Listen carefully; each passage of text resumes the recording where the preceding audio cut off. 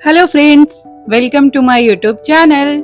तो आज का टॉपिक है गोल्ड लोन पर आरबीआई का लेटेस्ट गाइडलाइंस। तो आरबीआई ने गोल्ड लोन को लेकर कुछ नए चेंजेस अनाउंस किए हैं जो कस्टमर और बैंक दोनों के लिए काफी इम्पैक्टफुल हो सकते हैं। तो अगर आपने भी गोल्ड लोन लिया है या फिर लेने का सोच रहे हैं तो ये इंफॉर्मेशन आपके लिए काफी हेल्पफुल हो सकता है। चलिए एक एक करके उस गाइडलाइन को समझते हैं। तो पहला गाइडलाइन है लोन टू वैल्यू रेशो।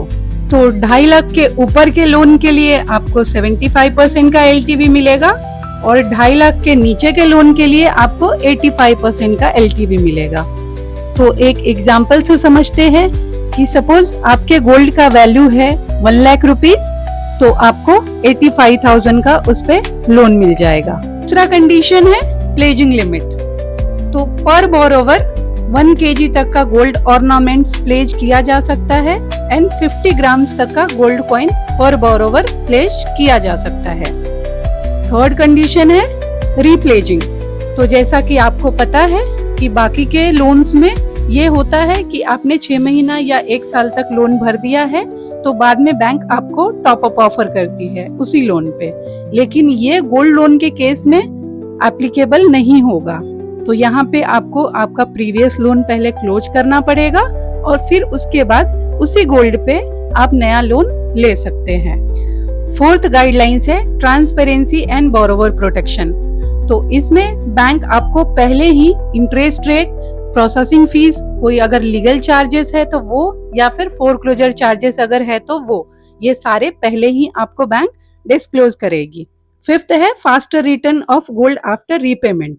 तो जैसा कि आपने अभी गोल्ड का रीपेमेंट कर दिया है अपने गोल्ड लोन का, तो आपको सेम डे में आपका गोल्ड वापस मिल जाना चाहिए।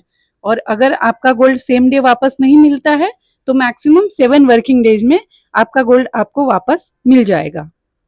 सिक्स्थ है मैंडेटरी कंपेंसेशन ऑफ लॉस और डैमेज।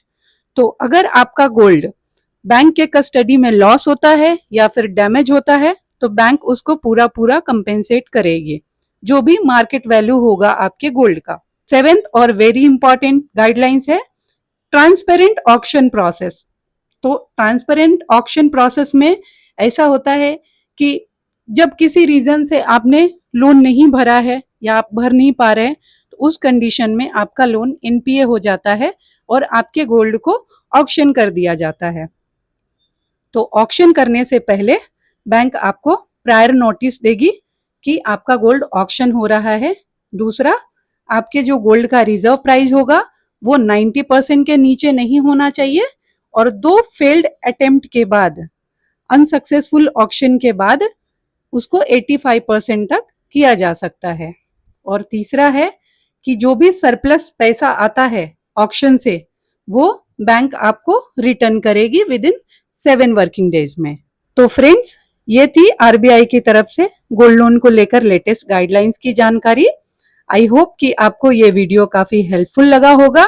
अगर आपको कोई कंफ्यूजन या फिर आप चाहते हैं मैं किसी और बैंकिंग टॉपिक पर वीडियो बनाऊं तो प्लीज नीचे कमेंट करें।